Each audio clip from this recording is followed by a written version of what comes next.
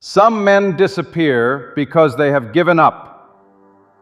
Others disappear because they are finally ashamed enough to change. And from the outside, those two men can look exactly the same. They stop answering as quickly, they stop showing up everywhere, they become quieter, harder to reach, less interested in explaining themselves. People say he is lost. They say he is going through something. They say he changed. But sometimes a man does not go quiet because he has nothing left to say. Sometimes he goes quiet because he is tired of hearing himself make promises his life keeps proving were never real. He has told people he was going to get serious. He was going to lose the weight, fix the marriage, leave the dead-end job, stop wasting money, wake up earlier, start the business, become more present with his children, put the bottle down, finish what he started. He meant it every time. That is what makes it hurt. At night, the future version of him felt close enough to touch.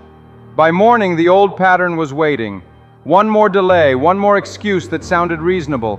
One more day spent preparing to become the man he had already announced he would be. Eventually, the embarrassment changes. At first, he is embarrassed that he has not changed.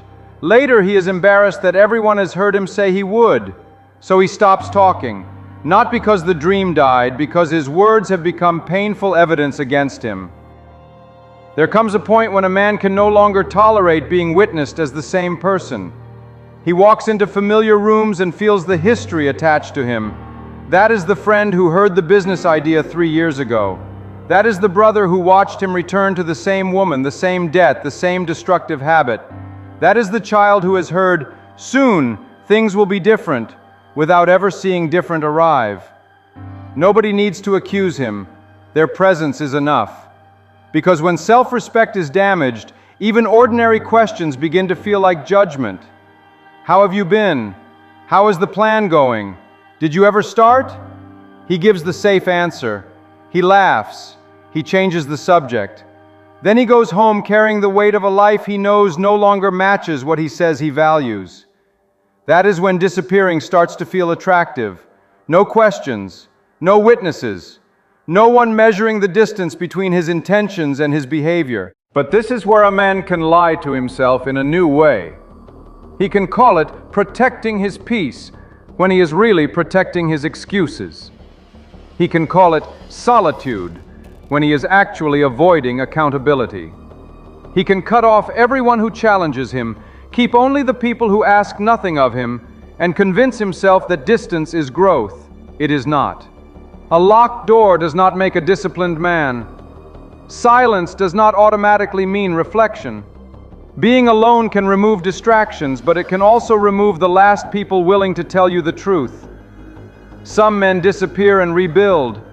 Other men disappear so nobody can see them continue to decay. The difference is not how quiet they become. The difference is what their quiet produces. If your days are still ruled by comfort, you are not rebuilding. If you are consuming hours of advice but taking no uncomfortable action, you are not rebuilding. If your family is carrying responsibilities you abandoned while you work on yourself, you are not rebuilding. If every difficult conversation is postponed until you feel stronger, you are not rebuilding. You are hiding. And hiding feels peaceful in the beginning because pressure disappears. But pressure was not always the enemy.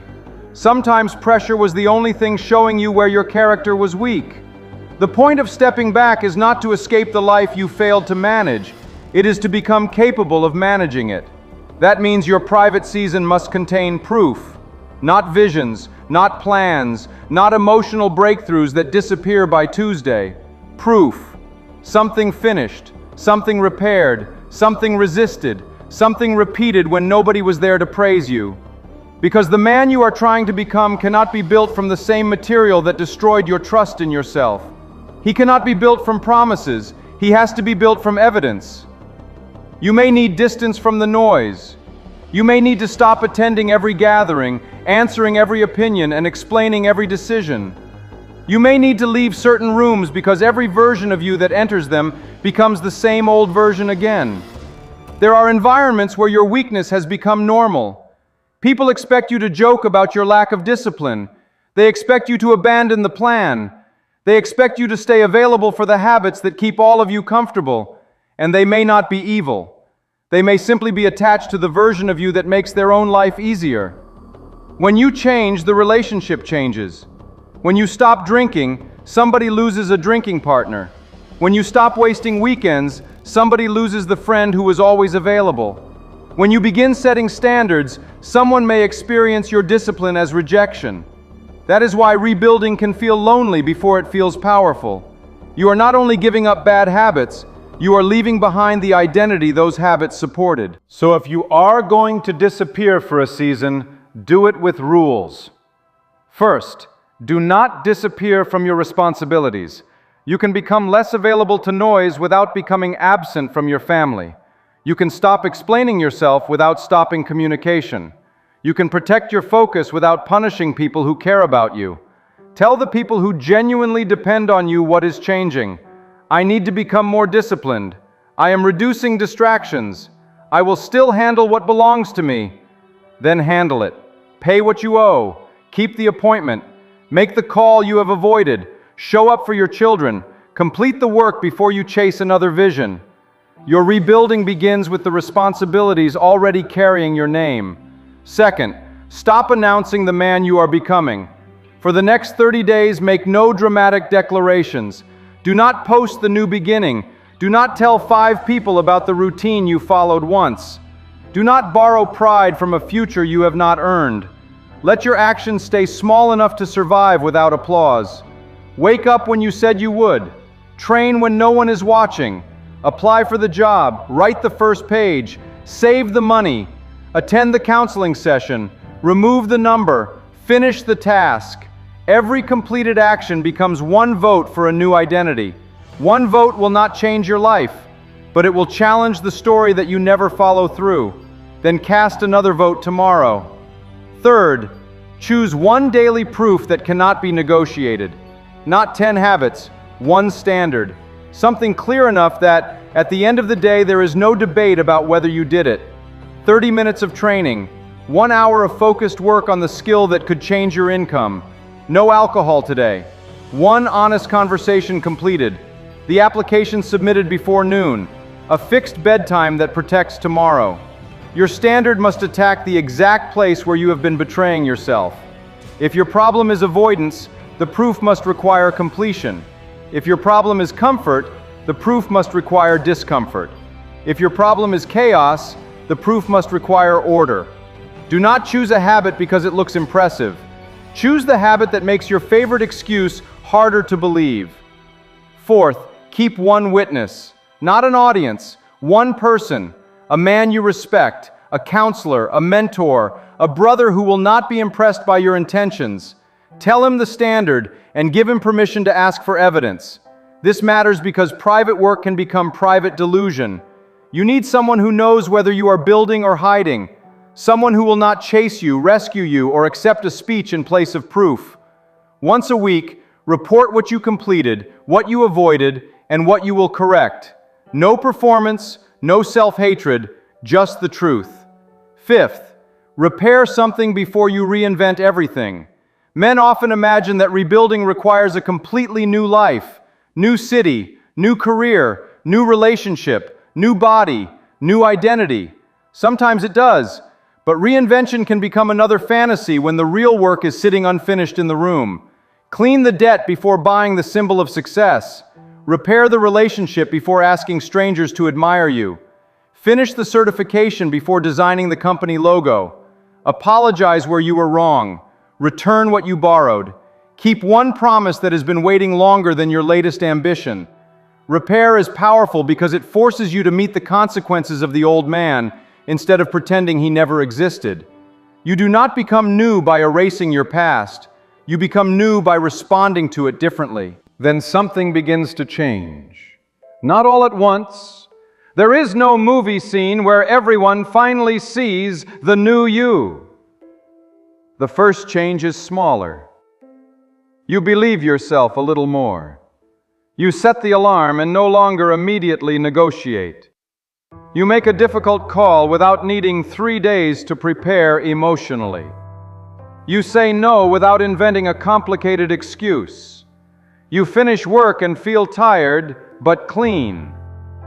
The shame begins to loosen because your present behavior is no longer feeding it.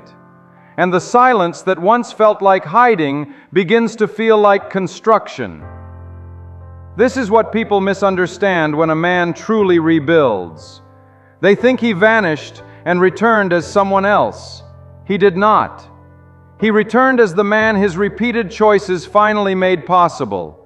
He may still be quiet. He may keep a smaller circle. He may no longer explain every boundary. But he is not bitter. He is not running from every challenge. He does not need to call everyone fake to justify his distance. His peace is no longer built on avoiding life. It is built on knowing he can face it. And eventually, he has to return. Not to every room, not to every relationship, but to responsibility, to contribution, to connection, to the places where his rebuilt character is meant to serve someone besides himself. A man is not restored merely because he can survive alone. He is restored when he can re-enter the world without surrendering the standards he built in private. When he can be present without being pulled backward. When he can love people without needing their approval. When he can hear doubt without abandoning the work. When his children no longer have to believe his promises because they live inside the evidence. That is the return, not an announcement, a pattern. So step away if you need to. Leave the noise. Reduce the access. Stop performing your future for people who have heard enough. But take your duties with you. Take the unfinished work. Take the truth about what you have become. And before you call your isolation growth, ask one question. What is this silence producing? If it is producing bitterness, avoidance, and another year of delay, open the door. Get help. Face what you have been escaping. But if it is producing discipline, repaired responsibilities, completed work, and a man whose word is becoming reliable again, stay with the process. You do not need everyone to understand the season. You need the season to change you. If you are rebuilding your life and refusing to waste another year, subscribe to Rewired Reality. This channel is for the man who is done explaining what he could become and ready to prove it. Do not disappear so the world forgets who you were. Step back long enough to become someone you no longer need to explain.